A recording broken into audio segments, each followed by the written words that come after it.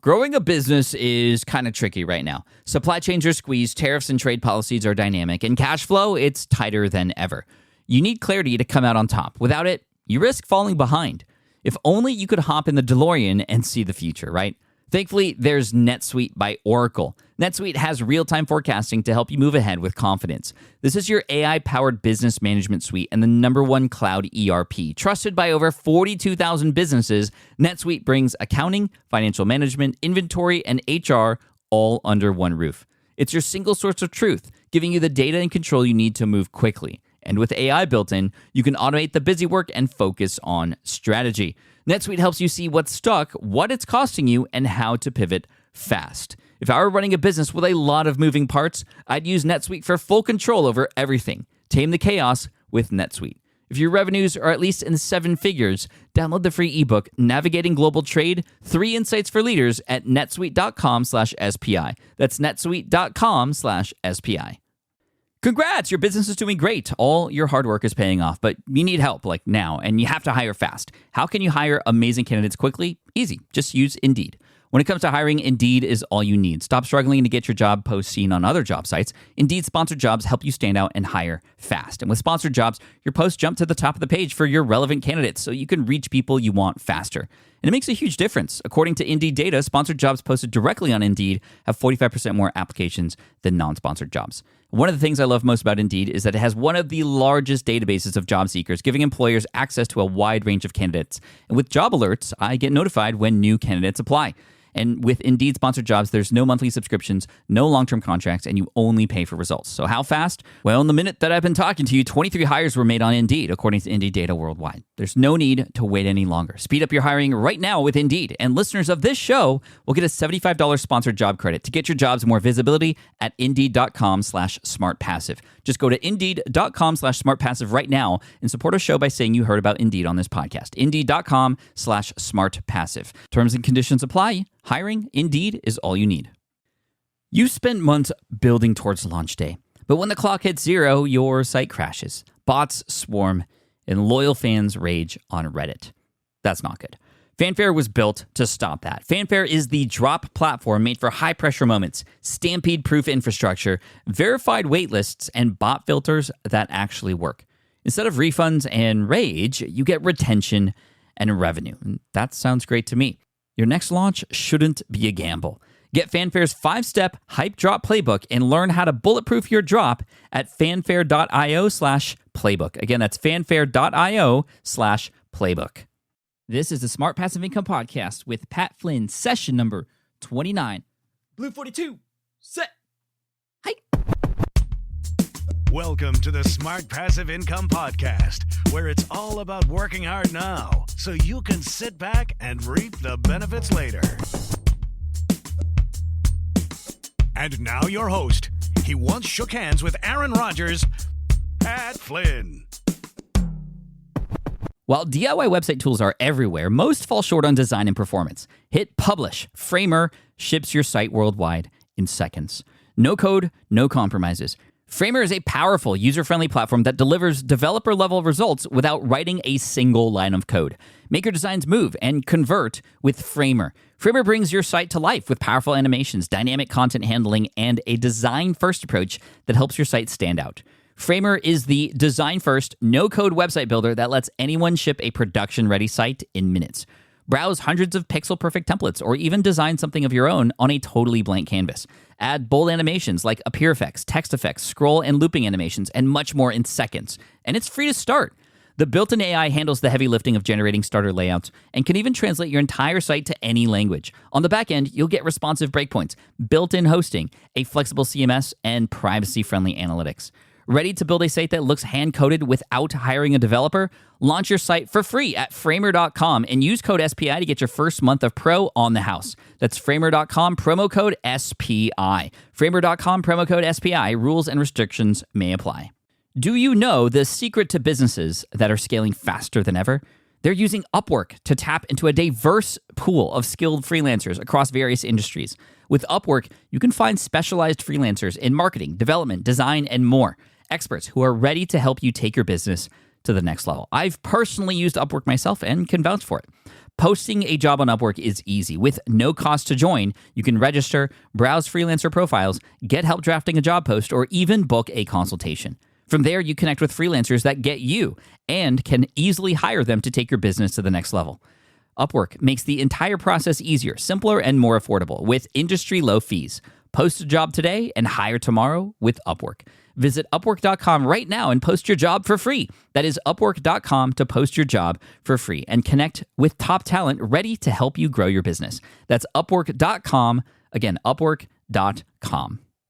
Hey, what's up? Welcome to the 29th session of the Smart Passive Income Podcast. My name is Pat Flynn, and thank you so much for listening in today. Wherever you're at in the world, whatever you're doing right now, just thank you so much for taking the time to plug in the podcast and listen. I'm actually just going to dive right into the content today because I have a special guest on the show who actually during the interview made me pull out, he didn't make me do it, but he was giving away so much great information. I pulled out a notepad to take notes. It's that good. So I encourage you to really pay close attention. This stuff is just amazing. And this is a person who I really look up to, not because, well, he's just much, much taller than I am, but also because he's an incredibly smart, inspiring, and generous guy who is always taking things to the next level online. And I had the pleasure of meeting this person for the first time a couple months ago here in San Diego, although we've chatted on Skype a couple times before. He's actually an ex-football player who likes to dance, interestingly enough, but he's better known in the online world for his promotion and success with using LinkedIn, the social media platform that, at least for me and for most of the people in my audience I know, is totally underrated and totally underutilized. But that's not what he's going to be talking about today. He's also known for his expertise on the use of webinars in online marketing, which is why I have him on as a guest today. We're going to be talking about webinars. So please, let's all welcome my good friend, Lewis Howes. Lewis, dude, what's up? How are you today, my man? I am doing fabulous, Pat. How you doing, brother? Doing excellent. Thank you for coming on the show. Awesome. I really appreciate it. I've actually had a lot of demand from the audience to have you on the show, so it's really awesome. Really? To find. Yeah, I have. Now, demand for me or demand for webinars? Demand for you to talk about webinars. So it's we're killing two birds here. So I have to ask you, how does an ex-football player turn into a very, very successful online businessman? Can you sort of give us like a Cliff Notes version of your story and how you got to this point today? Yeah, really. I'll try to be really Cliff Notey. I didn't have any experience in business. My dad was actually a really successful entrepreneur, had his own life insurance and health insurance company, and really grew to something special from the time I was a teenager until college. Before that, I didn't have any money, so I always try to figure out how was I going to make money as an adult. I didn't want to work for anyone, so I never worked really like a real job. Mm-hmm. I had some internships. I was a bouncer at a nightclub, and I was a truck driver in between college football season and professional football season. But I knew I hated it whenever I was working for someone else. But I had no clue how to build a business. What my dad had learned, I never learned. How he learned how to become an entrepreneur, he never taught that to me necessarily, because I was so focused on one thing in my life, and that was my passion, which was being a professional athlete. Mm. So I put all of my energy during college and after college to training, visualization about my success as an athlete, getting bigger, faster, stronger, networking with players and coaches, doing whatever I could to achieve the one goal that I wanted to achieve. Now, when I got injured, so after my rookie season, I got injured. I had to have surgery, and I was recovering for about 6 to 12 months from this surgery that I had. And during that time, I was trying to figure out what is my next step. I couldn't play football anymore. I had to retire because of this injury and this surgery. And my entire passion, my entire dream, my entire focus that I had my whole childhood was now gone. And I had no backup plan. I went to college just to basically play sports. I barely passed with the 2.0 average probably. I hardly went to class. I didn't try because I knew exactly what I wanted. I had a passion and a drive, and I put 100% of it into this one thing of playing sports. So there was a couple of things that happened, and I'm going to try to shorten this down. I know I'm speaking too long here. No, take your time. I mean, this is all good. There was a couple of things that happened. I knew I was so ignorant when it came to building a business because I had zero experience. I didn't go to school for this. I went to school for sports management. But I knew I was extremely competitive, and if I wanted to achieve something, I could achieve it because based on my sports background and the great coaches I had, I think I just learned a lot on how to apply certain principles to anything, not just sports. So I figured out a way to then apply it to the business world. I knew I didn't want to, get a job, and there was a couple of moments where I almost went to go for interviews eventually because I was so broke. I was sleeping on my sister's couch for the first 6 months after I got injured. And again, I was trying to figure out what my next calling was going to be. I started researching. I had a lot of free time because I was in a cast recovering. And I spent a lot of this time initially on LinkedIn, about 8 hours a day, building a network on LinkedIn, connecting with people one-on-one, asking successful people that I saw on LinkedIn, asking them how they got to where they are right now. I would find successful authors, CEOs, entrepreneurs, and I would reach out to them and literally just ask them questions about their success. I learned early on not to ask them advice about how I could get a job or do something because no one wants to give advice, but they're willing to talk about their successes. Mm-hmm. So for me, I started doing that and building a very large network, around 35,000 people in the first 12 to 15 months, an email list I built using LinkedIn. And again, I had about 6 to 8 hours a day I was doing this. I also started researching about just online marketing and persuasion and influence and email marketing and social media marketing and just dabbling in this basically 24/7 for the first year after my surgery. Still not sure how I was going to make money or how to build a business. But I eventually slowly started hosting events. I then wrote a book, started doing some one-on-one stuff, started very small, doing, getting paid $50 for an hour and then moving it up to $100 and then increasing it. But I think over time I learned how to grow it based off of my passion from sports and being able to apply that to to the business world. So that's kind of how, that's my Cliff Notes version. Nice. So you went from, and I apologize about the injury. I know that was totally life-changing and probably really drastic for you when it was happening. But it turned out to be okay because you had the determination and everything you applied in sports, you were able to apply in life as well. What were some of the, maybe one or two things that you learned in sports that you applied to get to where you're at today? Well, I think, the more and more I hang out in the business world, I spend a lot of time I try to surround myself, obviously, with much smarter people than myself. And it's not that hard to do because I'm extremely ignorant. So pretty much a lot of people that I hang out with are much smarter than me. But one of the things I figured out is as I've grown, and as early on, I saw people who I thought were really successful, who were doing big things or doing something online, creating products. I started to kind of outgrow where they were at after a year or two, and realized that they lacked something that I would say that I don't lack. They maybe were a lot smarter than me in a number of ways, much more book smart, have a lot of experience, understand the business world and practices and systems much better than I do. But I think a lot of it is just drive. I don't know if there's a specific word for it, but I was so passionate about being the best that I could be as an athlete. And I had the willingness to sacrifice whatever it took ethically to get to where I wanted to be. And I think a lot of people in the business world or in the online marketing world or whatever it may be, they have that same drive and that passion to be successful or to achieve some goal they may have, but they don't have the willingness to sacrifice whatever it takes ethically to achieve that goal they have. For me, it's all about being the best in the world at what I do. And so I'm willing to sacrifice willing to sacrifice not having a girlfriend or not going on a trip or, sleeping on my sister's couch for a year to figure it out as opposed to taking a job and taking the easy way out. I'm willing to spend all day and all night working if I need to get something done. I'm willing to stay up all night, willing to do whatever it takes to go out of my way to meet the right people and offer value to them. I'm willing to do these things. And I think some people make excuses and they're just not willing to sacrifice the same way I am. Mm-hmm. No, totally understandable. There's a couple of things I want to mention there. First, your whole idea about making connections with people. I think that's absolutely important. Nobody can do any of this business stuff alone. You have to make connections. You have to build relationships. And like you said, build relationships with people that are a lot smarter than you. And I know a lot of people are a lot smarter than me too. And kind of how I got started with doing business online was just by going around and seeing what inspired me, what other people were doing, and just connecting with them. And simply sometimes it's as easy as just asking them, hey, just like you did, how did you get to where you're at?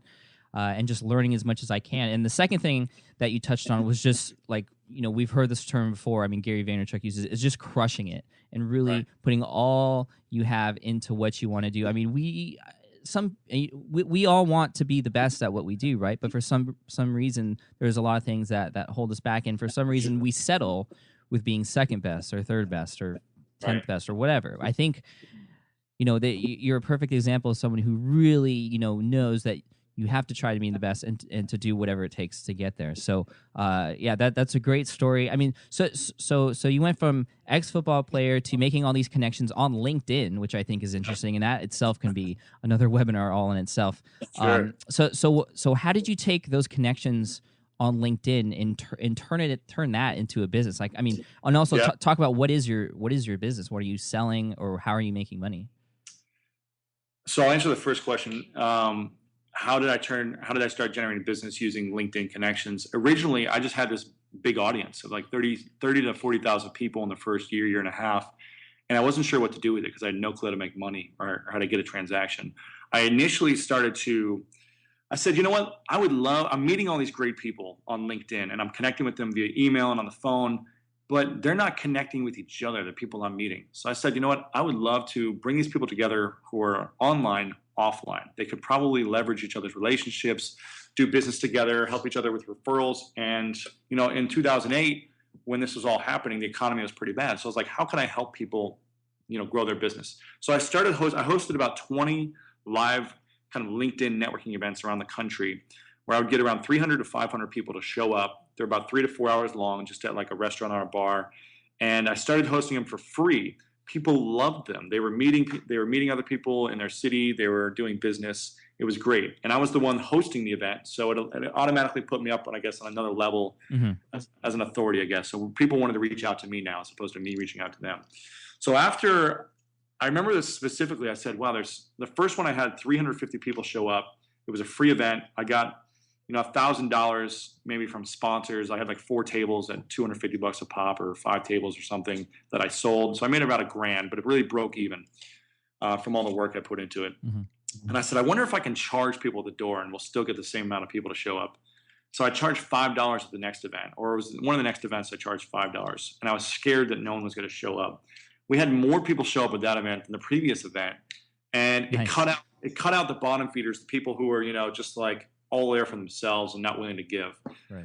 So I said, I wonder if I can charge even more. So I kept increasing the price from $5 to $10 to $20.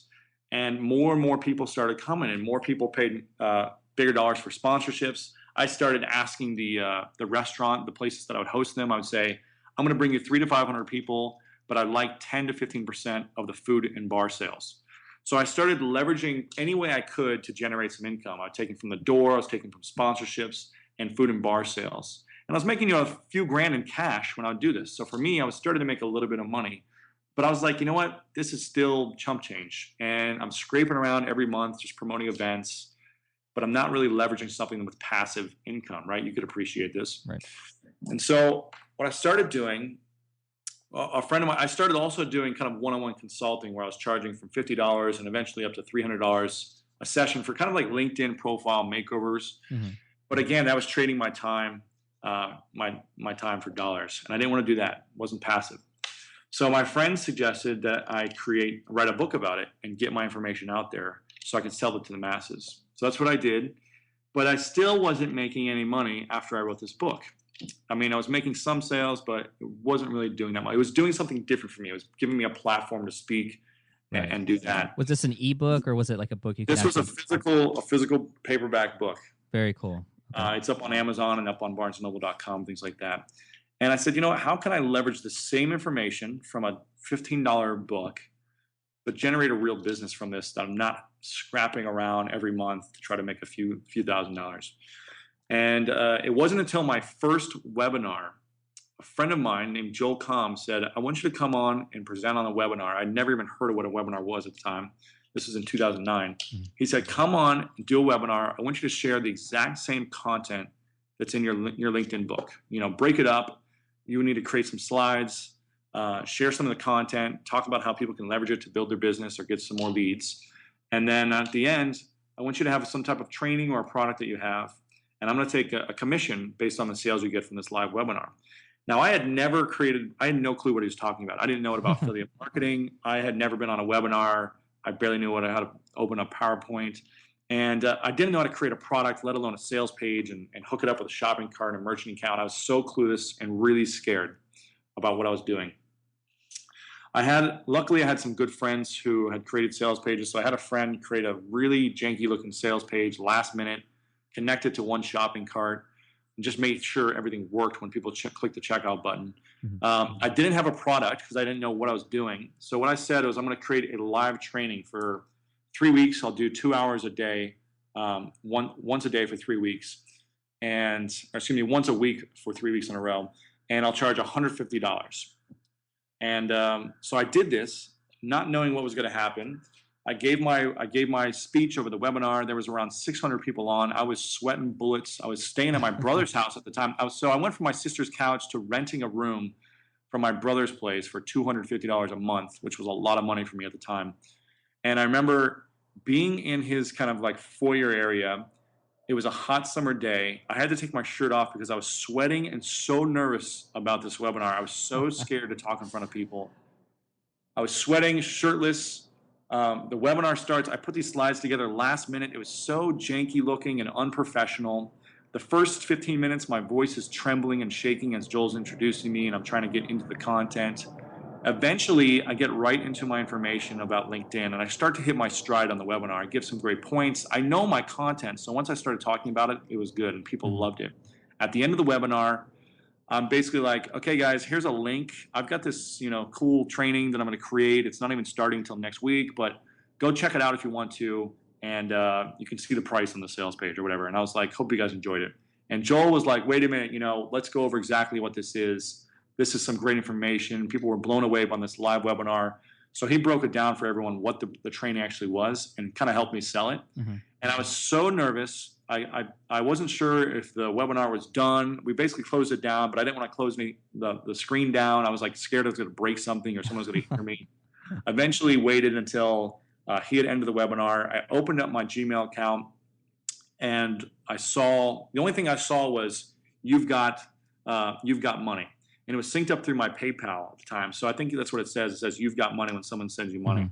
And it was basically filled out, my entire email account was filled out, because I think I show 50 results. So the top 50, it said, you've got payment or you've got money or whatever it said. And I started freaking out because I realized I just made that many sales where my entire Gmail on my screen, all I could see was, you've got payment. And I basically made $6,300 after 1 hour. And for me, going from, scrapping around and not knowing how to generate any money and, hosting these events and, doing all these different stuff, one-on-one stuff, I was like, wow, if I can transfer all my information into leveraging it for a larger audience like this, then I could really build a significant business. So at the time, going from sleeping on my sister's couch to paying $250 to rent a room out of my brother's place for a year, to this happening, $6,300 in an hour, it was life-changing for me. And it really flipped the switch for me, where I said I could get on one of these every single day and do an hour of this every day. I was like, if I can make $6,300 every day, I can do this all the time. And it got to the point where for the last 2 years now, I've basically done a webinar. I do a lot of them. I've done over 500 webinars over the last couple of years. Now, if I do $6,300 on a webinar, it's a very bad day.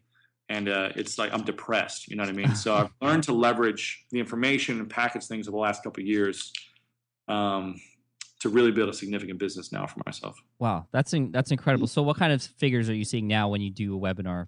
And how many people attend and how much can you expect? Yeah, I mean, it all depends on the product. So I've got a number of different products now. That was, my first product. I think I've got like 7 or 8 now. Different price points from $100 to $1,000 and, even higher for different coaching programs we have and live events. So it all depends, but we usually try to get 500 to 1,000 people on every webinar that we host. And that's pretty standard for us. And depending on the price point, we pretty much know the conversion rate we're to get depending on the price point. So if it's a $100 course or training or service or product, it's usually around a 25 to 40% conversion. If it's a $500 course, it's usually around 12 to 18%. And if it's $1,000 and above, if we're getting, 8 to 15%, depending on the audience and the product and the offering is where we're around. So. Wow, that's huge. So some significant money now coming from webinars, and this is kind of your ideal platform to do business on now. Yeah, I'm a huge believer in webinars, and I just think they're amazing because they do a couple things for you. Webinars, you don't have to travel anywhere. So speaking, you just spoke recently at Blog World, and you had a great time. You said it was one of the biggest attended at the event, and you said you want to get into it more because it's fun. You get to speak in front of an audience. They get to understand who you are. They see you. They hear you. There's an experience around it. They know, like, and trust you more, and they're probably more willing to be your fan or buy from you in the future after they hear from you. But you can't travel around. You told me also that it took you 2 weeks to recover. Yeah, you're just now recovered from after a live event, and Yep. It took you a lot of time. On a webinar, you could do 3 or 4 of those a day, or you can do automated webinars and do much more than that. So for me, I can do a couple of webinars a day and be out for maybe 2 hours afterwards, where I just want to relax because I've been speaking for a few hours during the day. Mm-hmm. But I can see significant results because I'm able to reach a much larger audience from all over the world. So on webinars, you really are able to connect with your audience or an unknown audience much better by giving them great value, great content, and really just introducing them to you a lot better. So when people can connect you in that format, it's amazing, and you can generate a lot from it. Yeah, I mean, I've heard that webinars. I mean, it's the closest thing to actually being with a person in real life. Is a webinar, and the other cool thing about it is, like you said, you can do this from anywhere. You can be mobile, you can be traveling, and you could still do webinar from if you just have online access. But the other cool thing is that anybody anywhere in the world can watch you. They don't have to travel either to come and watch you and be with you and hear you out. Now, you explained that when Joel Comm contacted you, he said, "Okay, come on my webinar," and you had no idea really what that meant. Let's get into the content of what a webinar is and kind of how to go through it. Into the details, and we'll talk about the software and different things and things like that. So how would you answer the question to a total beginner who doesn't know anything about what a webinar is? What is a webinar? Sure. It's a live seminar, but just based online. So as opposed to being in a room with someone where there's a speaker on stage, you're at your laptop and you're hearing the speaker present their slideshow or their video live to you. So you can be anywhere in the world, they can be anywhere in the world, and it's just like a seminar over the internet. And is there any interaction involved, or can you, Sure. Yeah, it's depending on the software and the solution you use. They try to mimic it as much as a live seminar, really, where you can ask questions. So you can raise your hand just by clicking a button and say, "I want to ask a question." You can type in the chat box, depending on the software that you use, so you can ask questions that way. The audience, the person hosting the webinar can unmute you, so you could ask a live question. Just like you would at a seminar if there was a mic. And you can't control the screen from the slides they produce, but they can control it as well.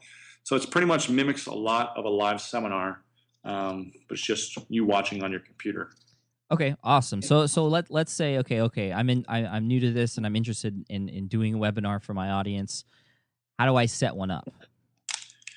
You set one up first. The software that I use is gotowebinar.com, and I'm sure you'll be probably linking this somewhere if people are checking this out on your website. But GoToWebinar, I started using them. It was the first thing I ever started using when I did my first webinar. Mm-hmm. And so for me, I'm a little biased because I've been using them from the beginning, but I've tested out other platforms. There's a couple others out there that are okay, but I feel like right now for the industry that I'm in, the online marketing world, GoToWebinar.com is the best thing out there right now. So I really like that. The easiest way to set it up is using that. You go to GoToWebinar.com, you set up an account there. There's trial accounts you can do for the first 30 days for free. And you create your own landing page. So you basically just create a single page that they have the options for choosing what your headline or your topic of your webinar is going to be. You can fill out some information, and then you have to take data from who's ever going to sign up. Their first name, last name, and email is required, but then you could add any other data points you want to receive from people. So you can make them free webinars, or you can make them paid webinars. It all depends on what you want to do, what we're trying to accomplish. Right. So you do free webinars to promote products, right? But you could charge for Yep. webinars too if you wanted to do that. You could definitely charge. I've done a number of webinars where I've just charged, $100 per person. You can charge whatever you want, obviously, for the information you're giving away. But I like the model where, for me, I want to get as many people on a live webinar as possible to expose them to me and my information. Because I know once they hear my information, that they're going to love it, and it's going to really help them and benefit them. And the more I give to them, the more willing they'd be wanting to sign up for a training or a service or an event that I have in the end. So it doesn't make sense for me to just charge only for information for people to get on, because I can still give them a lot of great teaser content, and there's going to be more information that they're going to need if they want to buy the training. So I like that because you can get more people through your funnel. Okay. Another question. This one's actually from a Twitter follower of mine who knew I was interviewing you. He was wondering if there was any free software out there for hosting webinars or any options, and what, obviously you're biased toward GoToWebinar, and I am too. I actually used GoToWebinar and I love it. And for those just starting out, is there any free software, or would you recommend like just trying out the trial version just to see what happens? You could try it. You mean, there's some free stuff. You can use livestream.com or usestream.com. I've done Livestream, and I know the CEO pretty well. It's a great company, and it's just not built for like a marketer to promote content via a webinar. You can still use it and share your screen and share your video, and it's cool for some things. But if you're trying to generate a transaction at the end of the webinar, it's just a little more tricky, and it's not as clean as a experience as like a live seminar would be. So for the purpose of, if you have a product, a service, a coaching program, software, if you're trying to sell something like that, you're more likely wanting to use a GoToWebinar.com. But the live stream or Ustream is something you could definitely try out and give it a go, just to like experience being live on a webinar with people watching you. Yeah, absolutely. Okay, so we're interested in doing webinar. We picked a software. Let's say we picked GoToWebinar, of course, and there will be links on the show notes at smartpassiveincome.com/session29. If you want to go over there, I'll have an affiliate link for GoToWebinar if you're interested in that. So we want to set up a webinar. We create a landing page. Now that's done off of GoToWebinar, right? We don't have to go into our own website and create a landing page, So yeah, you just log in to the back end of your GoToWebinar account. It just says create a webinar. You type in the information, and it spits out a link for you with your landing page. Okay, so that link that they give you, that's what you use to promote your webinar. Yep. And there's stats and analytics in the background telling you how many people have clicked, registered, all their information right there as well. Okay, great. So when people click on that link, they go to that landing page, and that's where they can enter their name, their email, and any other information you want to collect from them. And then they get registered onto the webinar. And then you, as the administrator of the webinar, can see that X number of people are signed up to attend that day. So how would you promote your webinar? So you have the webinar set up. What are the best practices for getting more people to register? Sure. Well, I guess it all depends on what your assets are at the time. So if you have a list, then that's great, because you want to promote to that list. If you have a social media following, that's great as well. But some people don't have a list, they don't have a following, they don't have anything. It's going to be a little more tricky. There are some things you could do to promote via LinkedIn groups and Facebook events, but you've got to, hopefully a lot of people on here have at least a small following. So what I'm going to do is you can either do Facebook ads if you don't have anything at all, and that works pretty well for the lowest amount of price that I've seen to getting people to sign up. But let's say you don't want to spend any money, but you have a decent sized list or somewhat of a list or some type of assets online you can promote to. Here's what we do. We do a 4-day promotion cycle before the webinar. So you have the webinar, let's just hypothetically say the webinar's at Thursday at 2 p.m. Eastern Standard Time.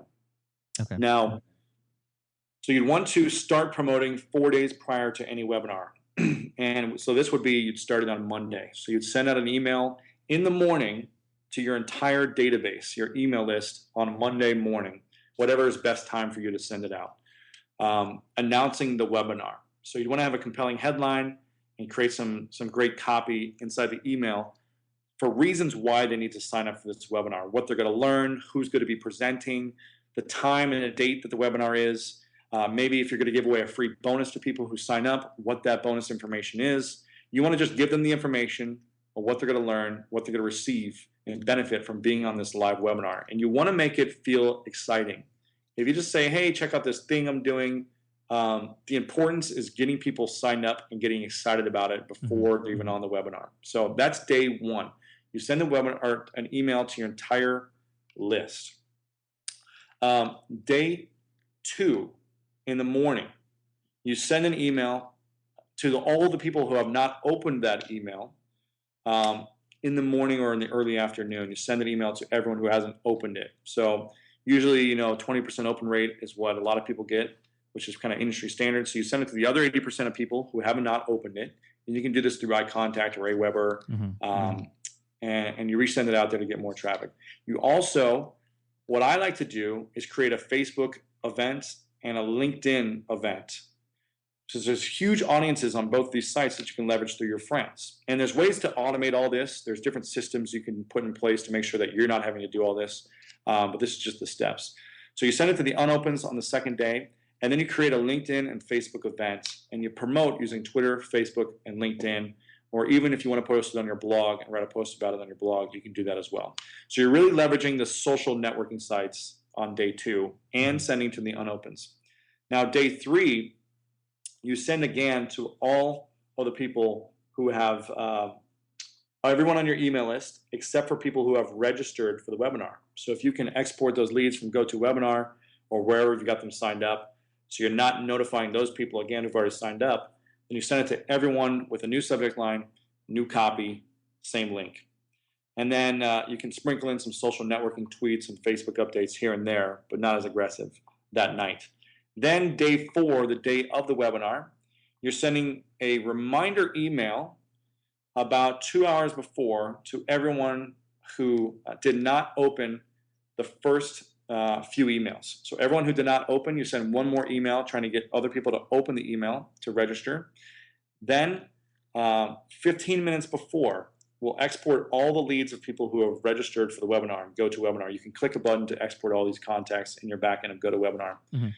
Export all the people who have registered and send them a reminder email that you're starting in 10 or 15 minutes. We find that only 30 to 40% of people show up if you don't send this reminder email. If you do send the reminder email, you get around 50 to 60 people to show up. Because a lot of people, they may have it in their calendar, they may be excited about it, but life gets in the way or they're busy and they just forget to show up on time.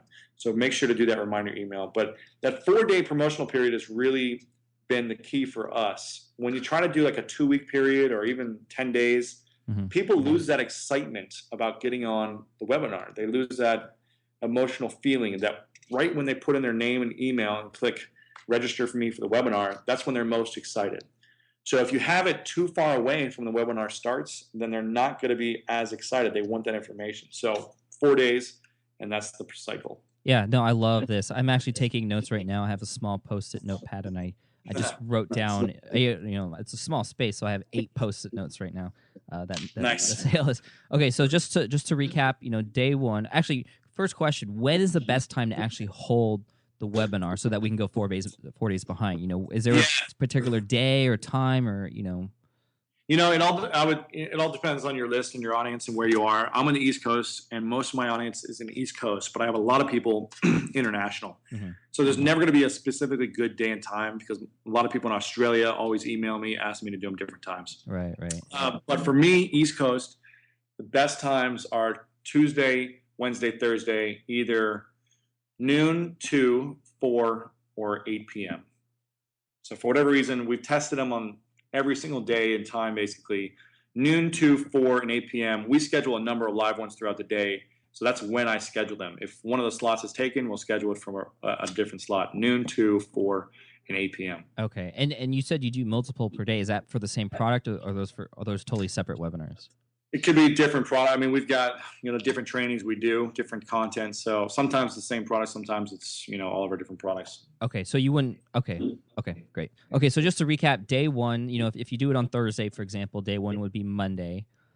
And that's when you send it out to your email list, and you get people excited. You get people, you tell people exactly why they should sign up, and so on and so forth. Day 2, that's when you resend an email to those who didn't open, and you can do that in Aweber. You can actually click on the broadcast that you sent out and export the people who did not open, and you could resend to them. And of course, it's not, you may think, well, you're just spamming them. Well, they haven't checked that initial email yet, so you're not really spamming them.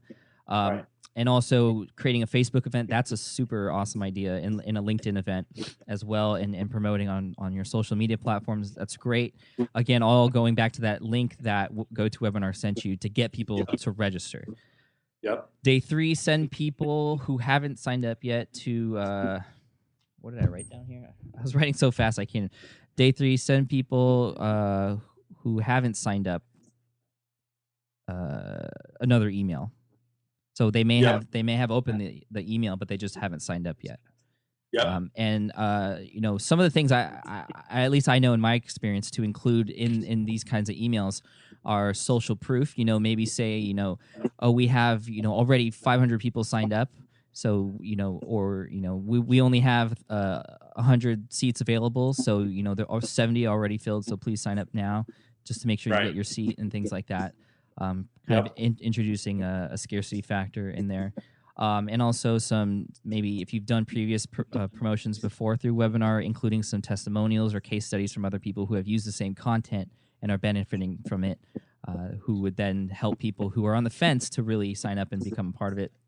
Day 4, that's when the day that you actually do the webinar, and you send out an email 2 hours before reminding these people who have not signed up, right, to register. It's kind of their last chance. And then 15 minutes before, that's the kicker, to send to everybody to remind them, and that will change the percentage from 30 to 40% to 50 to 60% if you just send that one email. I think that's a great way to do it, and I love the structure of that, and to get people to get people to go on there, because I have heard people create these webinars and they have 600 people signed up, and then only 100 people show up. Right. So by doing this system, you create excitement, you create buzz, and you can ensure that the people who register are more likely to come to the webinar. Exactly. Perfect. Okay, so we have the webinar going. We have people registered, and then it's we're about to do our own webinar. You open up the GoToWebinars software. You have maybe your slides ready. And you're ready to do maybe an hour-long presentation, 2 hours. What's the best length of time for a webinar? I usually like to keep it around 60 to 90 minutes. 60, 90 minutes. Okay. So as far as content of the webinar, what people are going to watch,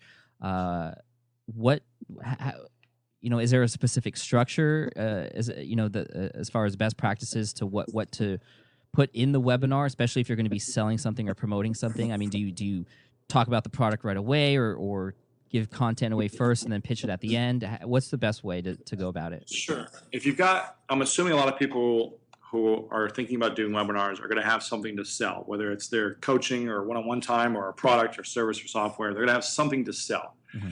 But you've got to give, answers to people's problems or their questions throughout the presentation. So, a lot of people log on to my LinkedIn webinars because they want to know how to get more qualified leads, or they're looking for more traffic, or they're trying to find a job, or they're trying to get more sales.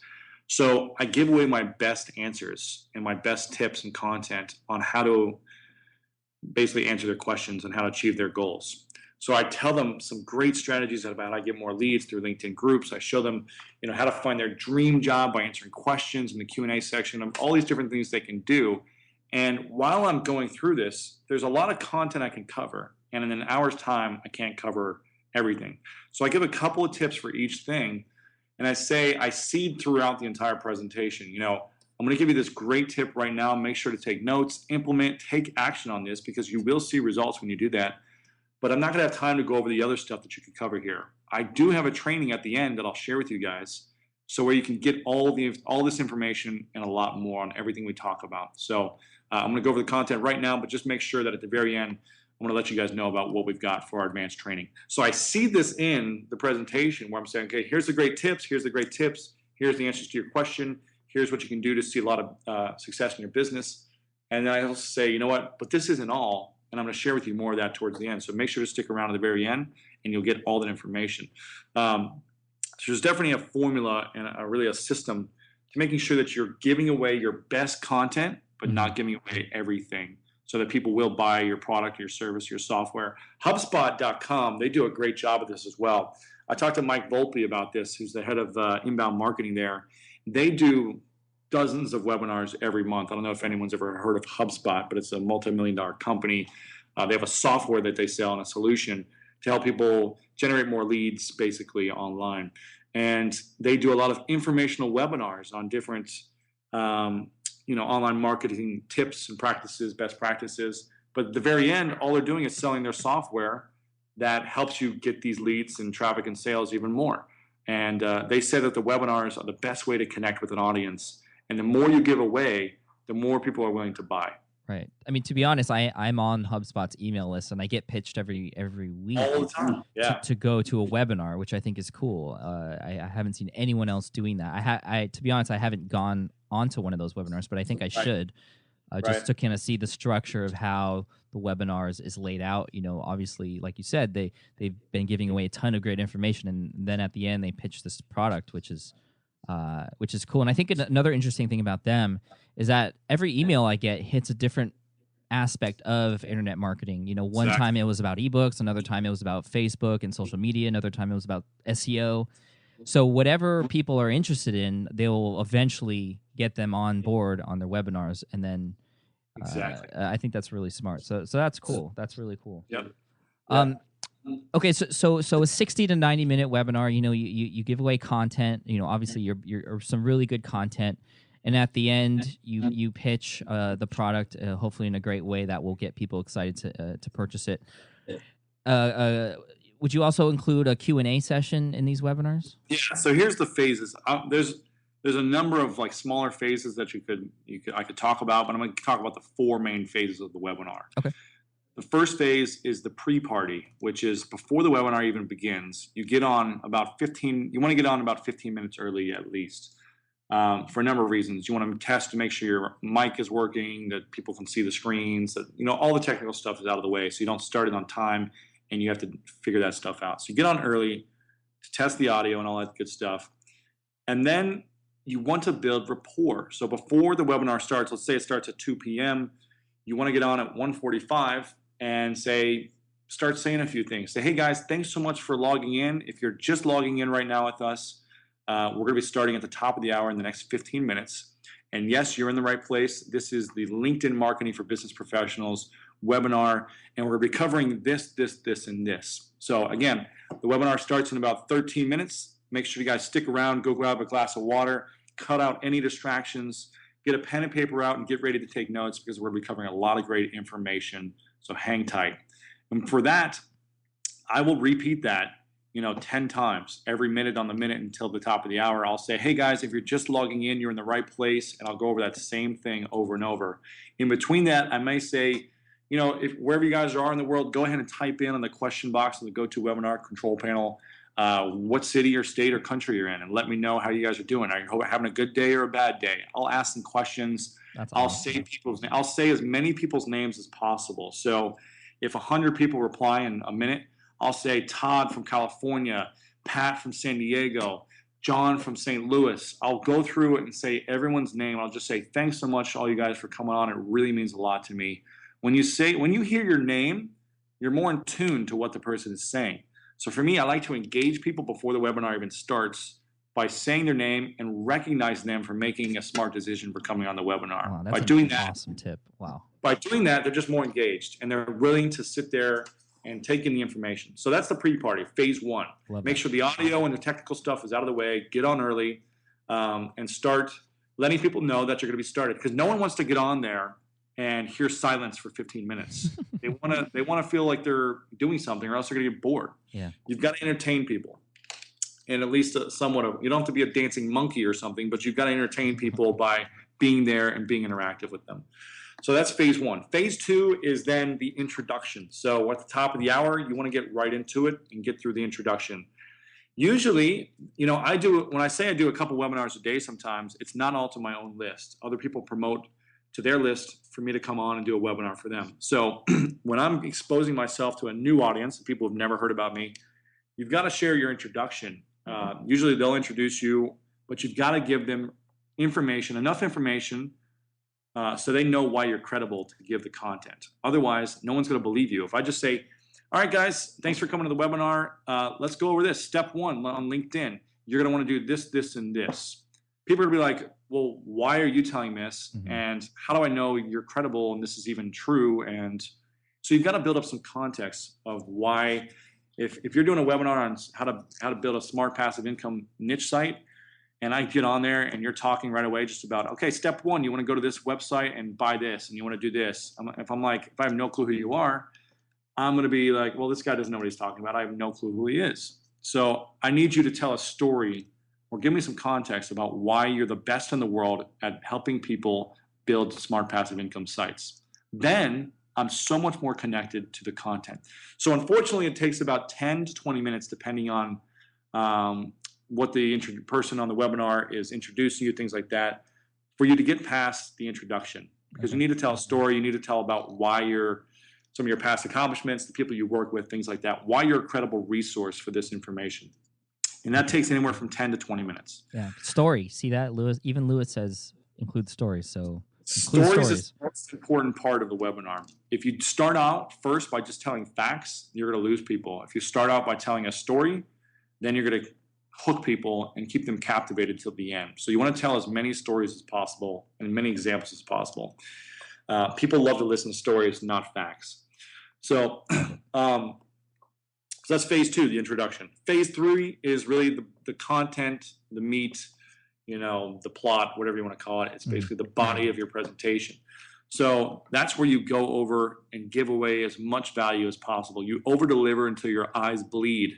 The people are so happy with the content, right? You need to just puke it all out there and give your whole heart and soul into helping people, whatever it is with the information you want to give them.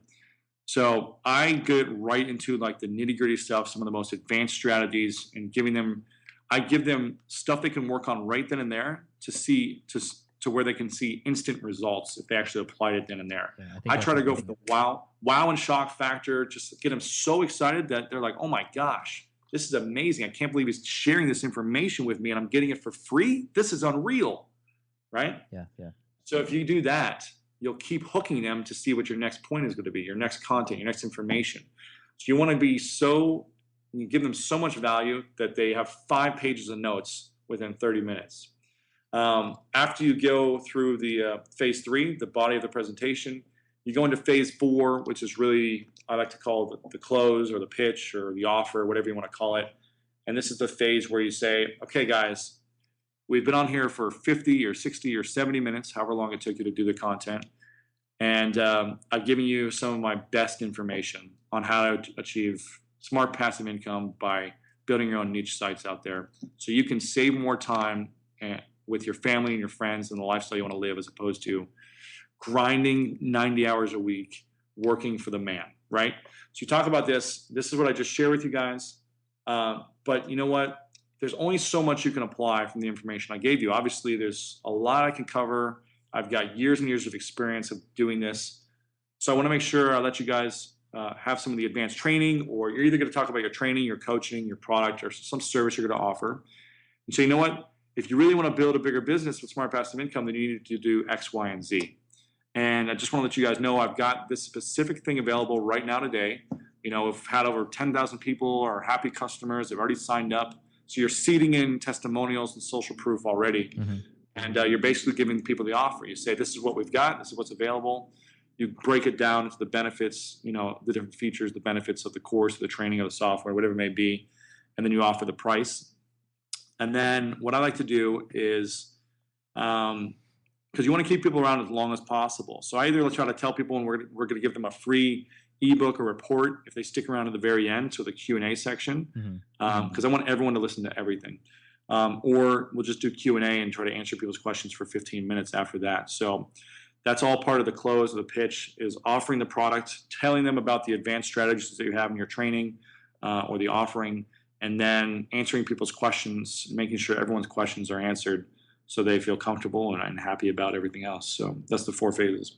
Love it. Okay, so just to recap, number 1, pre-party, which I think is the most awesome idea I've ever heard. I mean, I've read books about presenting live, and a lot of these books suggest to come early and meet with people who are going to be in your presentation beforehand, and just to get to know them. It makes you feel a little bit more comfortable, and it makes them feel comfortable about listening to you. I think that's what the pre-party is as far as the webinar is concerned. I think that's an awesome idea, especially naming people's names and where they're from. I mean, that just gets people engaged right from the start. So I think that's a very, very awesome tip. Number 2 is the introduction, 10 to 20 minutes long. And that's where you should tell stories and provide proof about who you are and why you are the person talking to them about this and why they should listen to you. Number 3, that's the content or the meat of the presentation. You give away your best, most highly valued content, especially something that you can have them do, which gives them instant results. And I think that's important too. Even if it was something they could do while on the webinar, just to blow their minds and wow, this stuff really works. That that's going to be different for whatever niche you're in, but I think that's huge. And then number 4, the close or the offer, which also includes the Q&A section. And again, trying to get people to listen to as much as possible. And so you drive people from the webinar to a sales page that's already set up beforehand. Is that correct? Okay. Yes. So you want to have a sales page for your product or service. And I would actually say that that's the 4 phases of the webinar, but I would actually say that there's 6 phases of the entire webinar process, which would be the marketing phase beforehand, which we talked about, those 4-day promotion period. Mm-hmm. So that's the first phase, really. The 4 phases of the webinar, which we just talked about, but then there's the final phase of the webinar as a whole, the event, which would be the follow-through phase. So we just talked about the first 5 really right now: the marketing, the presentation, which is 4 phases, and then the follow-through, which would be, because we'll get, say we do, let's just say we do $10,000 in sales after one webinar, but only 50% of the people show up. Mm-hmm. If we follow through with the people that didn't show up and host a replay to them, we'll see sometimes we'll get 5,000 or 10,000 more in sales from that same people that registered. But a lot of people forget to follow up with people who were so interested in getting this information, they took the time to fill out the details to sign up. Mm-hmm. But for whatever reason, they couldn't get on live. So if you fail to follow through, then you're going to miss out on a lot of, generating more sales and reaching more customers. Right. So you need to make sure you follow up with people afterwards. Email all the people that registered or didn't attend and say, hey guys, here's the presentation, or we've still got a few spots left. If you want to sign up, make sure to go register for this now. And just let people know about what's happening, or else you're just going to, lose those sales. So you set up a separate webinar as a replay. This would be something that you would do live again, or did you record the first webinar? You can either do a live encore webinar where you do it live, or you can record the first one and then just put it up on its own landing page and tell people to go watch it at a specific link. Mm-hmm. You can do a number of things, whatever you feel most comfortable doing. Or you can just say to the people who did watch it but didn't buy, you can say, here are the people that already signed up. Here's what they're excited about. Here's some testimonials. If you haven't signed up yet, make sure to go sign up right now. So you don't even have to give the webinar again, but you at least want to follow up with people who didn't buy, incentivize them for buying. Tell them the reasons why they need to buy, what's the importance of it, what they're going to get out of it, things like that. Okay. And a couple questions about GoToWebinar. I can export the email addresses of those people who did not attend but who did register? Yep, you can export everyone. It gives you all the analytics in the background for how long people stayed on, if they asked a question or not, what question it was, all those things. Fantastic. I think that right there is the benefit of using the software like GoToWebinar as opposed to like Livestream or Ustream or something like that. Exactly. You get all those data points. Secondly, can GoToWebinar record for you? Does it have software in it that can record the presentation? Yes, it does record it if you have a PC, and they're working on making it so if you have a Mac, you can record it as well. Right now, I like to control the video file myself. They export it in a certain file that doesn't work well for my editing software, so I just use a software called ScreenFlow for my Mac, which is a $100 software. It's a great buy. That's what I use too. Yeah, and that way I can adjust the audio volume, and it's very easy to edit. Like if I'm on 15 minutes before, I just want to cut that out, and you can't really edit that on GoToWebinar. Whenever you press record is when it starts. So ScreenFlow is pretty easy to do all that. Great. Okay, perfect. So you actually covered all the questions that I wanted to cover as far as, thank you for going through the follow through, which was going to be my next question and things like that. Maybe just to finish up here, because we talked about a lot of the stuff already, maybe what are some, maybe the top 3 or 1 or 2 things you should not do during a webinar? Things that if you did during the webinar would just not be cool with your audience? One of the things you should not do, a friend of mine who did a webinar recently, she did not test before she did her first webinar, she did not test like it to a fake audience or to her friends. So when she got on there, she promoted her first webinar, got a bunch of people on, and realized that her slides were not moving forward. So they could just hear her, but it was on the welcome slide while she was going through new slides. So you want to make sure you test. So do not test, I guess. Another thing you don't want to do is you don't want to email people too much. If there's a thin line of promoting too hard and getting the word out. So you want to make sure I like the 4-day structure because people don't, we've tested this a lot and people don't tend to get too annoyed by that many emails because you're only sending it to the people that are unopened a couple of times. So don't promote it too hard. The third one I would say that you do not want to do is you don't want to oversell. People can tell if you're if you're giving value or if you're selling. And there's a lot of webinars that I've seen since I started that all it is a sales or pitch fest. Right from the beginning, people are telling a story about their product and the whole time there's zero content. So you want to make sure that you are the reverse. You're giving more and more content than you can even consider possible. You're so much content, your eyes are bleeding, right? And you want to do a soft kind of offering at the end. So as opposed to 80% pitch, 20% content, make it 95% content, 5% offering at the end. Right. Great. Yeah, those are some excellent tips. And for those who are now interested in doing a webinar, I mean, what's the first step from this point forward? First step is it all depends, I guess. It all depends if you've got a product, if you've got a service, if you've got something to sell, then you can figure out if you want to do your webinar. But the first step would be to go to the link on your page for the GoToWebinar link, your affiliate link, sign up for a free trial account, or if you want to do this, then just sign up for the basic account and get started. Set up your first webinar, and you need a presentation. So I like to have slides because I like to move them along pretty quickly, keep people entertained. But if you have something that you can just show people online, then you can do that as well. But you want to have some type of presentation where you can speak in front of an audience, and you probably want to test something first. So create a presentation around what you know best, what your business is, what people need to hear, how they can help them. And I would test your webinar a couple of times, then just go ahead and do one live. Do the 4-day promotional period. Go through the 6 phases of the webinar that we talked about and go for it. Awesome, dude. Awesome stuff. You're totally making me want to do a lot more webinars now. Yeah, awesome.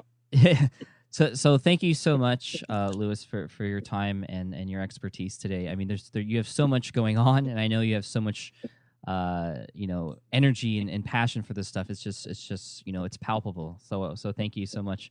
If anyone wants to get to know you a little bit better or come talk to you or find you online, where would you recommend they go? Yeah, the best place is just my main website, which is lewishowes.com, LEWISHOWES. And I've got all my links for Twitter, Facebook, YouTube on there. So if you want to connect with me anywhere else, just go there first and add me elsewhere. Awesome. Yeah, and definitely go to lewishowes.com and check out his About page. He has some amazing videos there. One of them where he's it shows him on his football team dancing and stuff, and I've enjoyed watching that with my wife actually just right before this interview. So again, thank you, Louis. Yeah, dude, we got to do this again. I mean, there's so much more we could talk about as far as what you're up to, and I know you're already being a huge help to the SPI crowd, but there's so much more that you have to offer. I'd love to invite you back later if you wouldn't mind. I would love to come back. Cool, man. Thanks. I appreciate it, and we'll talk soon. Thanks, Pat. All right. Thanks. Bye. All right, I hope you enjoyed that interview with Lewis House. Again, you can find him at lewishouse.com. Now, if you wanted to try out GoToWebinar for free, you can try it for 30 days, unlimited use, and it only takes a couple minutes to sign up. You could do it for up to 100 attendees. You could set up your own webinar right now. You can try it out for free by going through my affiliate link, which is smartpassiveincome.com/GoToWebinar. Again, that's smartpassiveincome.com/GoToWebinar, one word. And if you do go through it for 30 days and you like it and you do make a purchase, I do get a commission. I'm just letting you know. But, might as well try it out. And for Lewis and for myself in the past, it has worked wonders. I have a webinar at keywordresearchwebinar.com, which was done on GoToWebinar. And it was great. In that webinar, which I recorded and I posted at keywordresearchwebinar.com, it is still helping me earn commissions on a particular product that I offer at the end of that webinar, or actually during that webinar. So you can check that out to see how it works and see kind of what it looks like. It's been really successful. Again, smartpassiveincome.com/GoToWebinar. Now, besides that, all I want to say is, if you're listening to this at the end of 2011, I just want to wish you and your family and everybody you know a happy, safe holiday. And if you're listening to this in the future, Christmas passed already, Hanukkah, Kwanzaa, whatever, just, again, thank you for taking the time to listening in. And if you have any comments or questions, feel free to leave them at smartpassiveincome.com/session29. That'll redirect you to the blog post where this podcast is embedded, and I'd be happy to hear from you there. And really, that's all I got for you today. So thank you so much for your time, for all of your support. It really means the world to me. 2011 has been an incredible year. I will come out with at least one more podcast episode before the end of the year, but if you don't listen to it, and if you're listening to this one, Happy New Year, Happy Holidays, and I wish you all the best. Thanks again, and I'll talk to you later. Peace. Thanks for listening to the Smart Passive Income Podcast at www.smartpassiveincome.com.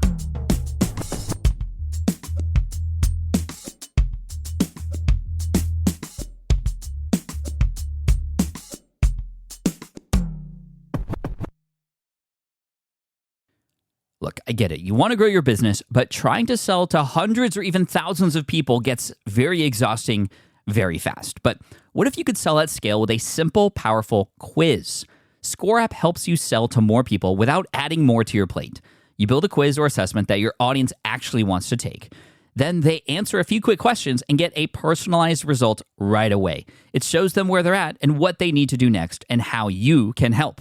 And you build huge amounts of trust before you make even a single offer. No hard sell, no chasing leads, just value at scale. Get 50% off the first 3 months using the discount code SPI. All you have to do is just head to scoreapp.com/SPI. Again, that's scoreapp.com/SPI. Hey, fellow podcaster, does this sound like something you've experienced? You record your podcast episode on one platform, download the files, edit in another app, then fire up a different tool just to create these social clips. Well, it can be clunky, time-consuming, and frankly overwhelming, especially for creators trying to grow. And that's why I'm excited to tell you about Riverside. Riverside is the all-in-one platform. Record, edit, and repurpose your podcast content all in one place. You just log in, record with your guests no matter where you are in the world, and just like that, studio-quality audio and high-resolution video. We use Riverside here at SPI as well now. With built-in AI, I can automatically clean up my audio, saving myself so much editing time, and it can even auto-generate clips to make promoting the show a breeze. And with Magic Clips, I can grab the best moments and repurpose them as short-form video, perfect for YouTube Shorts, TikTok, or Instagram, without re-recording a thing. So if you're tired of juggling tools and want a faster, simpler way to create and scale your content, it's time to try Riverside, built by creators for creators. Just go to smartpassiveincome.com/Riverside and use code SMART to get 1 month free on the Pro plan. That's smartpassiveincome.com/Riverside, promo code SMART.